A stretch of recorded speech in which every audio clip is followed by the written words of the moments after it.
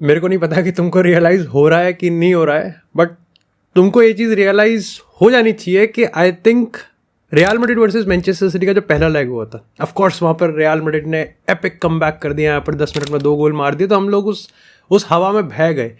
और अब कहीं ना कहीं सैंटियागो बर्नाब्यू का खौफ है, फियर है, रियल मैड्रिड का ऑरा है। बट एक चीज़ जो लोग काफ़ी आराम से अंडरलुक कर रहे हैं ना, उनको समझ में आ रहा है कितना बड़ा मोटिवेशन होगा मैनचेस्टर सिटी के पास फुटबॉल की, मेरे लिए तो the most unfunny and the weirdest shit करने के लिए, अगर वो कमबैक किंग्स के ऊपर ही कमबैक उनके ही घर में कर दें, समझ रहे हो, वो मोटिवेशन वाला जो लेवल होगा। और आज इस एपिसोड में हम लोग like typical traditional tactical analysis वगैरह नहीं करने वाले। आज आई थिंक स्टोरी को, बिकॉज अगेन उस फील को लेना बड़ा इंपॉर्टेंट है कि Real Madrid versus Manchester city Santiago Bernabeu पे, और दोनों क्लब की कहानी कहीं ना कहीं मेरे हिसाब से तो काफ़ी इंटरेस्टिंग है, जो कि इस मैच को मेरे को लगता है कि जितना लोग बना रहे हैं कि 3-2 से रियल मैड्रिड एक ही गोल से ऊपर है, और जितने लोगों ने यहाँ पर मैनचेस्टर सिटी को ऑलरेडी नॉकआउट कर दिया है कि नहीं कोई मतलब ही नहीं है कि वो सैंटियागो बर्नाब्यू पे यहाँ पर जीत के चले जाएंगे, ऑफ कोर्स उसके भी अपने आप क्रेडिट्स हैं कि यहाँ पर रियल मैड्रिड का जो ऑरा है वो अनमैच्ड है। बट आई थिंक मैं पहला 1-2 मिनट तो आई थिंक इसी चीज़ को थोड़ा सा एम्फोसाइज करूँगा कि कितनी बड़ी चीज़ है किसी भी टीम के लिए रियल मैड्रिड को फेस करना और उनके ऊपर कमबैक करना। अब देखो, पहली चीज़ तो ये है कि रियल मैड्रिड को हराने के लिए आपको बहुत डिसिप्लिन और मोटिवेशन की ज़रूरत है, जो कि मैनचेस्टर सिटी के पास होगी। अगर आप पिछले कुछ देखो, ऑफ कोर्स बार्सिलोना फोड़ रही है, लिवरपूल फोड़ रही है, इंटर मिलान फोड़ रही है, लेकिन ये कुछ ऐसे क्लब्स हैं जो चैंपियंस लीग में पिछले कुछ अगर हम 5-10 सालों की बात करें, सो दे हैवंट बीन डोमिनेट एक ही रहा है, और वो रियल मैड्रिड रहा है। और तुम अगर इस चीज़ को थोड़ा सा अगर यहाँ पर बारीकी में जाओगे तो तुमको ये समझ में आया कि जो टीम रियल मैड्रिड को बाहर करती है ना, वो एक अलग ऑरा लेके चलती है। समझ रहे हो कि वो मोटिवेशन कितना बड़ा होगा। अगर हम आयक्स की बात करें, आयक्स ने जब रियल मैड्रिड को बाहर किया था, उसके इमीडिएट बाद उन्होंने यूवेंटस विद क्रिस्टियानो को बाहर किया था। एक लास्ट किक से टॉटनम से बाहर चले गए, लेकिन सबको पता था कि आयक्स कंप्लीटली आउटशोन टॉटनम, और वो यहाँ पर यूसीएल फाइनल में जाना डिजर्व करते थे। उसी एक कैंपेन के बलबूते पर डियोंग आज बार्सिलोना में, मथायस डिलिट यूवेंटस गया था, और एरिक टेन हैग मेन स्ट्रीम मैनेजर बना था। उसके बाद if I am not wrong, Tuchel की चेल्सी ने रियल मैड्रिड को बाहर किया था 2021 में, जो कि इवेंचुअली यहाँ पर मैनचेस्टर सिटी जैसे टीम पे भी कमबैक कर देती है, लाइक वो अंडरडॉग होके भी जीत जाते हैं। एंड देन हमारे यहाँ पर अगर यूरोपियन एल क्लासिको की बात करें, मैनचेस्टर सिटी ने रियल मैड्रिड को तोड़ा था अपने एतिहाद पे, and they were the eventual treble winners. तो मेरे को लगता है कि जब ये बात होती है कि मैनचेस्टर सिटी का तो कोई मतलब ही नहीं है, दे नो कि स्टेक पे क्या है। उनको पता है कि रियल मैड्रिड का ऑरा है, रियल मैड्रिड के अगेंस्ट हर चीज़ करना like of course next to impossible लगता है, लेकिन वो मोटिवेशन आई डोंट थिंक कि बहुत सारी टीमें हैं जो कि उस मोटिवेशन की स्केल को समझते हैं, बट मैनचेस्टर सिटी उनमें से एक है। उनके पास गार्जियोला है। आई थिंक ऑफ कोर्स जो स्ट्रगल वो इस सीज़न देख रहे हैं, काफ़ी सारे लोग भूल रहे हैं कि इसमें अर्लिंग हालैंड भी है, इसमें केविन डी ब्रुयने भी है, इसमें ओबामामूश भी है, लेकिन इसमें बार्सिलोना का एक्स प्लेयर अब निको गोंजालेस भी आ गया है, इसमें यहाँ पर बर्नार्डो सिल्वा भी है, इसमें जॉन स्टोन्स भी है, ऑफ कोर्स इसमें रॉड्री नहीं है, बट ठीक है, मतलब वो बाहर से फोटो तो खींचता ही रहेगा उसका। अब काफ़ी लोग कह रहे थे कि यहाँ पर गूगल पिक्सल नहीं है दिव्यांश भाई, वो यहाँ पर OnePlus का है, बट क्या फ़र्क पड़ता है, गूगल पिक्सल और OnePlus तो फोटो तो डिलीट ही होनी है ना वो वाली, क्योंकि विनीसियस जीता था।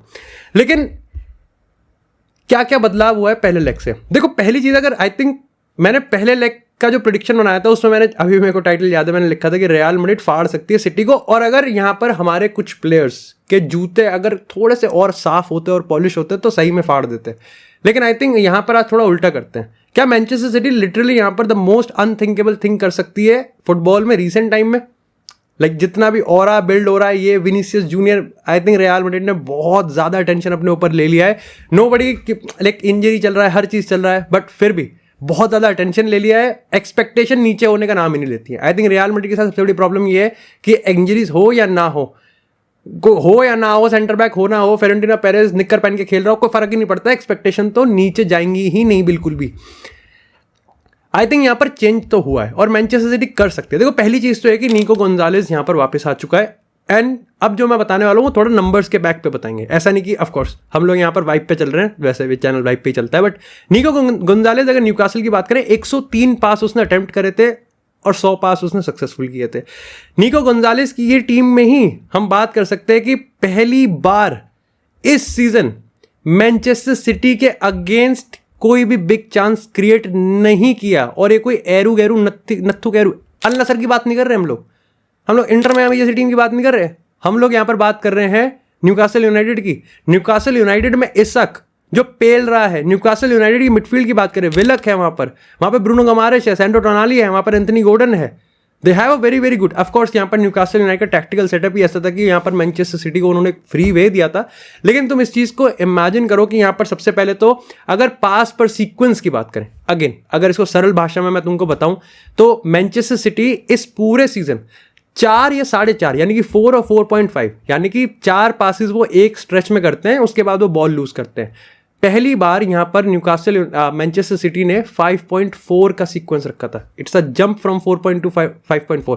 और निको गोंजालेस एक बंदा जिसने 103 में से 100 पासिस करे हैं, तो इमेजिन कर सकते हो कि उसने किस तरीके से गेम रखा हुआ। अगेन काफ़ी सारे लोग कहेंगे कि निको गोंजालेस तो काउंटर अटैक रोक देगा, ये रोक देगा, बट पेप गार्डियोला को फर्क नहीं पड़ता। गार्डियोला को फर्क पड़ता है कि मेरी टीम, वो देखता ही नहीं है काउंटर अटैक को कैसे रोकना है, वो उसके लिए सेकेंडरी चीज़ है। उसके लिए प्राइमरी चीज़ ये कि काउंटर अटैक होना ही नहीं चाहिए। काउंटर अटैक तो तब होगा ना जब हम बॉल लूज करेंगे, हमें बॉल ही नहीं लूज करनी। और यही चीज़ आई थिंक रियल मैड्रिड के अगेंस्ट वो और डबल डाउन करेगा। काफ़ी सारे लोगों को लगेगा कि यार वो विनीसियस को रोकने के लिए शायद से विनीसियस वर्सेस रिको लुइस नहीं होने देगा, वो एम्बापे पे डबल डाउन कर देगा, वो बंगाली भाई को हमारे कुछ नहीं करने देगा, बट वो इस चीज़ पे ध्यान देगा कि इन पे बॉल ही ना आए। और most of the time I think सब लोग इस चीज़ को एग्री करते हैं कि मैनचेस्टर सिटी ने majority of the game real Madrid को यहाँ पर टैक्टिकली आउटक्लास किया था। अगर अकांजी और स्टोन्स को बाहर ना किया जाता, अगर रिको लुइस और विनीसियस को यहाँ पर डबल डाउन वो बैटल ना होता, तो मोस्ट प्रॉब्ली यहाँ पर मैड्रिड काफ़ी टफ सिचुएशन में आ जाती। तो निको गोंजालेस तो खेलेगा, लेकिन आई थिंक एक और शख्स है और वो है उमा मामूश। देखो अब यहाँ पर ना मेरे को लगता है कि एक चीज़ जो क्लिक कर रही है ना और कंफ्यूजिंग है कि गार्डियोला पे डिसीजन क्या लेगा, वो ये है कि मेरे को लगता है कि डी ब्रुयने और मामूश एक साथ और हालैंड अप टॉप खुलाए नहीं खुल जाएंगे हमारे निक्कर। अब चाहे सामने रुडिगर हो चाहे सामने कोई भी हो, क्या हमने रुडिगर भी होगा और अगर असेंसियो भी होगा, चाहे उसमें सर्जियो रामोस की आत्मा आ जाए, चाहे पप्पी दे दे, चाहे फोरहेड पे किस कर दे, चाहे लव लेटर दे, नहीं फर्क पड़ता, नहीं रुकेगा काउंटर अटैक। एंसेलोटी का सिस्टम है ही नहीं ऐसा। बट रियल मैड्रिड की स्ट्रैटेजी पे हम थोड़ा बाद में आएंगे। आई थिंक उमा मामूश, यार मन तो करता है उमा मामूश बोलने का, करता तो है। देखो अगर हालैंड की अगर हम बात करें, हालैंड जिस तरीके से खेलता है और रिसेंट टाइम्स में मैंने उसको काफ़ी मैचेस में देखा है कि हालैंड अब थोड़ा ड्रॉप डीप ज़्यादा करने लगा है। उसका सबसे ज़्यादा फायदा यहाँ पर मिलेगा मामूश को। ऑफकोर्स यहाँ पर आप कह सकते हो कि जेरेमी डोकू भी अब धीरे धीरे वापस आ रहा है, इसमें आपको स्टोन्स, अकांजी बाहर रहेगा और नेतन आके बाहर रहेगा। तो आई थिंक स्टिल यहाँ पर मैनचेस्टर सिटी बहुत ही बढ़िया स्ट्रॉन्ग 11 इतने कम टाइम में ही यहाँ पर जो वो स्टार्टिंग 11 डालेंगे वो बहुत काफ़ी बढ़िया होगी, काफ़ी इंप्रूवमेंट देखने को मिलेगा। मामूश का जो सबसे बड़ा, अगेन मैं बहक रहा हूँ उसके नाम को, तो हम उमार ही बोलेंगे, उमार नहीं मामूश ही बोलेंगे, उमार नहीं बोलेंगे, फिर मामूश मिस हो जाएगा। तो मामूश का आई थिंक जो सबसे बड़ा स्ट्रेंथ है ना, वो आई थिंक ये है कि वो स्पेसेस को बड़ा अच्छे से एक्सप्लॉइट कर सकता है। आई थिंक हालैंड जब भी किसी एक सेंटर बैक को खींचेगा या फिर किसी भी प्लेयर को आउट ऑफ पोजीशन निकालेगा, तो उस स्पेस को जो एक्सप्लॉइट करेगा दैट इज मामूश, और उस स्पेस को एक्सप्लॉइट करते हुए जो वहाँ बॉल डालेगा दैट इज डी ब्रुयने। ना अगेन अगर ये इतना क्लियर कट होता, आई थिंक यहाँ पर बस एक चीज़ है जो गार्डियोला सोच सकता है कि क्या डी ब्रुयने में वो फिजिकल एथलेटिज्म है, बचा है, क्योंकि रियल मैड्रिड के अगेंस्ट आपको एथलेटिज्म पे तो आप कॉम्प्रोमाइज़ कर ही नहीं सकते। आपने ज़रा सा बॉल लूज करी, जरा सी बॉल आगे पीछे हुई, सब फट सकते हैं, बिकॉज आपके पास 3 रनर्स हैं, विनीसियस, एम्बापे, रोड्रिगो, तीनों ही अपने आप में क्लास हैं, तीनों ही अपने आप में गेम चेंज कर सकते हैं। और इस चीज़ को इनेबल करने के लिए आपके पास यहाँ पे सबायोस है जो कि अगेन प्रेस प्रूवन है, आपके पास जूड बेलिंगम है जो कि बेस्ट ट्रांजिशन मिडफील्डर है। तो गार्डियोला इसको चाह के भी नहीं रोक पाएगा, चाहे वो कुछ भी कर ले, चाहे वो महाकुंभ में जाने वाली ट्रेन भी खड़ी कर दे वहाँ सामने, वो नहीं रोक पाएगा इस चीज़ को आई थिंक यहाँ पर।